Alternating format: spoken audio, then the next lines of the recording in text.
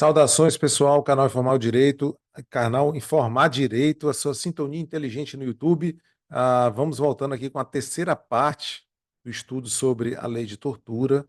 Estávamos falando com vocês justamente sobre a figura omissiva e fizemos um alerta, né? Em relação ao artigo 1º, parágrafo 2º da lei de tortura, nós temos uma exceção ao disposto no artigo 13, parágrafo 2º do Código Penal. Então, nesta modalidade omissiva, até mesmo em relação ao verbo dever, tá? Você não vai aplicar o artigo 13, parágrafo 2º. Então, se o sujeito tinha um dever de evitar uma tortura, não faz, ele, mesmo que estivesse na posição de garantidor, ele vai responder por uma modalidade mais branda, que é justamente essa que pune de 1 ano a 4 anos, tá? Nas hipóteses de dever de apurar, você tem, por exemplo, uma situação em que ele é obrigado a investigar, tá?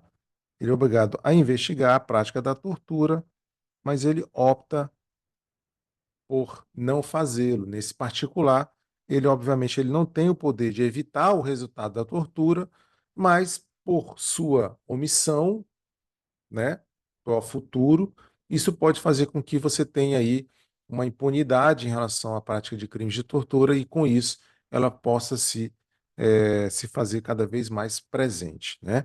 O crime se consuma é, realmente quando você tem a prática dessas condutas omissivas, né? Você tem o dever de evitar o resultado, você não faz, ou seja, com o exato momento que você se omite, e, obviamente, uma crítica que eu já fiz aqui em relação à brandura da pena, né?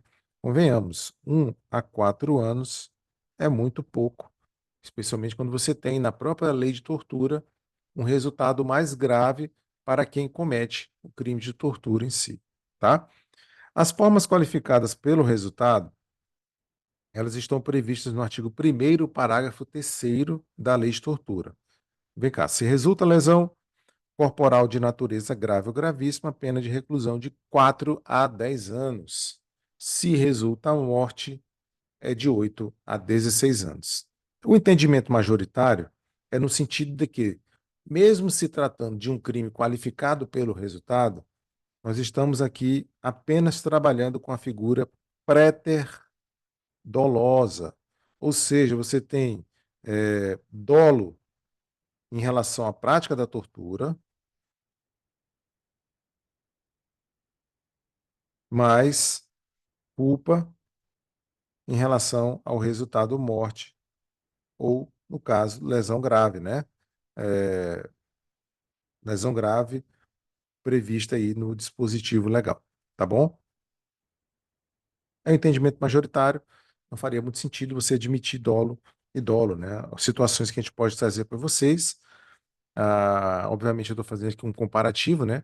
No caso dos Estados Unidos, que executaram, um dos estados executou um preso por meio do nitrogênio, e percebeu-se depois que não foi o método indolor, como havia sido prometido antes, né? Ele foi torturado, né? E uma morte seguida, uma tortura seguida de morte. Aqui no caso você teve o quê? A eleição da tortura como um meio de execução do homicídio, tá? Então foi por isso que você tem, no primeiro caso dos Estados Unidos, um homicídio qualificado, obviamente que não vai ser ninguém responsabilizado, porque ali se tratava de uma forma de punição admitida pela lei daquele estado.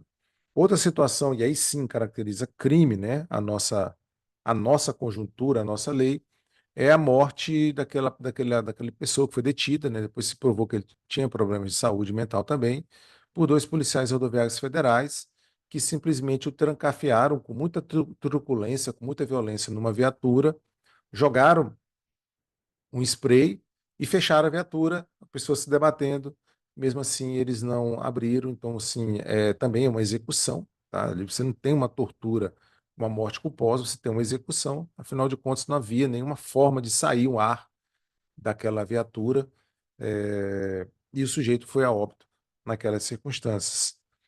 Uma modalidade que era muito empregada, né, na época da aquisição era de você utilizar a técnica do afogamento. Então, eu tentei ilustrar aqui nessa figura, que é justamente o que pode às vezes acontecer. você está torturando a pessoa com o objetivo de obter dela uma declaração, uma omissão, algo do tipo, e aí, um exagero nos meios de tortura, você acaba levando essa pessoa à morte. Nesse caso, você tem o quê? Uma tortura qualificada pela morte, tá? Que pode ser também uma lesão corporal gravíssima nos termos, grave ou gravíssima nos termos aqui da legislação, tá? Para que vocês lembrem, né, quais são as hipóteses de lesão corporal grave ou gravíssima, nós temos lá no artigo 129, parágrafo 1º, incapacidade para ocupações habituais, debilidade permanente. Já no parágrafo 2º, você tem situações mais graves ainda, incapacidade permanente para o trabalho, enfermidade incurável e por aí vai, tá? A questão da dosimetria da pena, nós vamos tomar cuidado a fazermos a exasperação, né, para a gente não utilizarmos o bis in idem. Então, por exemplo, se você tem aqui um critério que já foi pesado, já foi valorado para eventualmente qualificar o crime, você não pode utilizá-lo novamente para fins de agravante, né? Então, a outra coisa, a própria prática da tortura, ela exige do agente uma culpabilidade, né? Ou seja, um dolo mais intenso, né? Uma situação de maior crueldade, né? Na sua prática. A tortura é um meio cruel. Então, você também não vai pesar isso várias vezes durante a dosimetria da pena, sob pena de bis in idem, tá? Você acaba evitando esse tipo de situação. Eu até marquei aqui esse julgado, que é justamente crime de tortura na Lei 9455, quando praticado contra descendente. Então, aqui nesse caso, o STJ afastou o reconhecimento do bis in idem, né?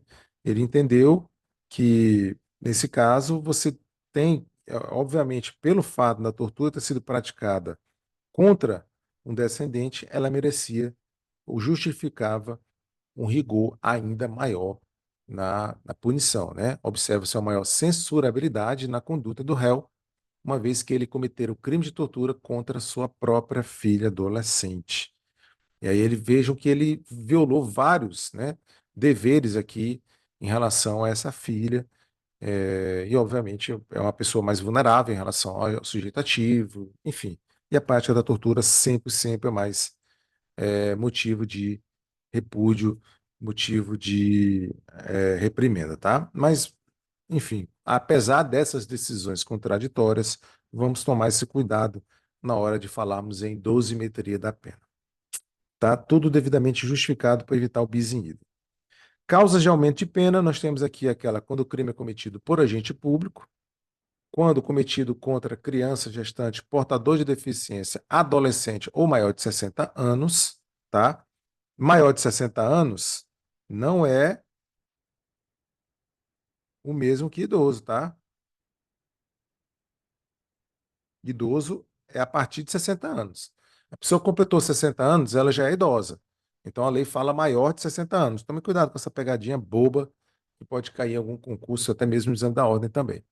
E se o crime é cometido mediante sequestro, e aqui também se entende como abrangido o cárcere privado, tá? Bom, uma das questões também que é muito comum de você observar, até mesmo em provas, é a questão referente aos efeitos imediatos ou automáticos da condenação pela prática da tortura. E um deles é interessantíssimo que vocês guardem, tá? A condenação acarretará perda do cargo, ó, perda do cargo, função ou emprego público, e a interdição para o seu exercício, olha o tempo, pelo dobro do prazo da pena aplicada. Isso independentemente de pedido, tá? Feito no processo.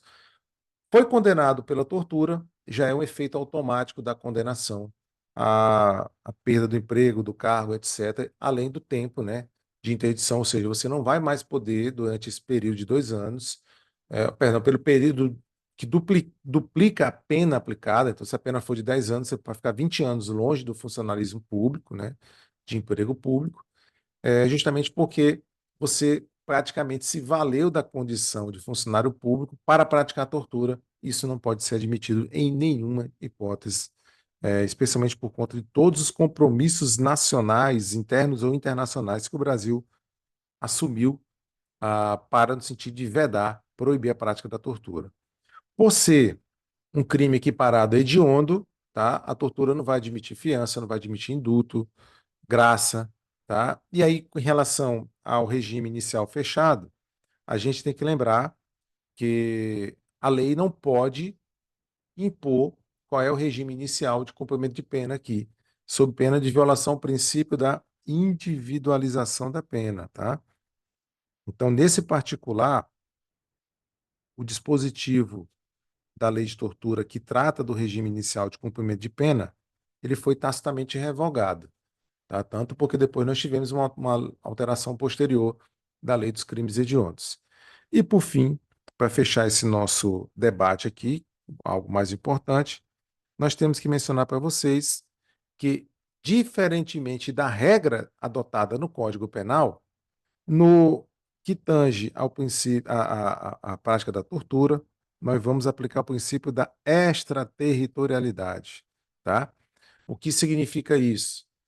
Que os crimes praticados fora do território nacional, sendo eles crimes de tortura, sendo a gente, quando a gente, olha só, melhorando aqui a fala, né? O disposto nesta lei aplica-se ainda quando o crime não tenha sido cometido em território nacional. Vejam só os requisitos agora. Sendo a vítima brasileira ou encontrando-se o agente sob jurisdição brasileira. Então, aqui você tem uma exceção, tá? Opa, aqui você tem uma exceção à regra da territorialidade, tá? Adota-se justamente o princípio da extraterritorialidade. Era basicamente isso que eu tinha para trabalhar com vocês, tá? Ah, já falamos basicamente tudo. Espero que tenha sido uma boa experiência. Tá aqui, ó, finalzinho, só para a gente poder fechar com chave de ouro esses encontros, né, sobre o crime de tortura. Inscreva-se no canal, compartilhe e curta os vídeos. É tudo gratuito, não vai doer o dedo de ninguém. É só um clique que você resolve esse problema, tá? Eu fico por aqui, agradeço muito a atenção, espero que gostem do conteúdo e possam compartilhar e divulgar para mais pessoas também. Muito obrigado e até a próxima.